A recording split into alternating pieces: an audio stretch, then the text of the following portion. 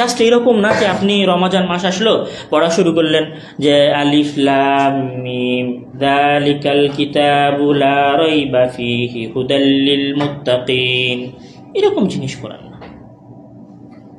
মানে কোরআন শুধু এই জন্য অবতীর্ণ হয়নি যে জাস্ট আপনি তাকে রিডিং করবেন।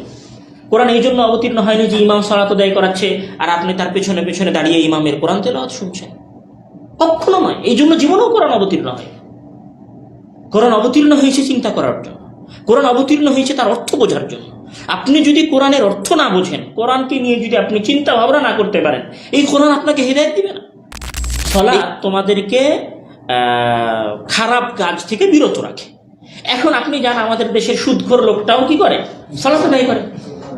আপনি জান আমাদের দেশের ঘুষখোর লোকটাও কি করে? সালাত আদায় করে। নামাজি এখানে কোটা পড়ে গেছে, সে কি অপকর্ম থেকে বিরত আছে? অপকর্ম থেকে বিরত নাই। কেন বিরত নাই?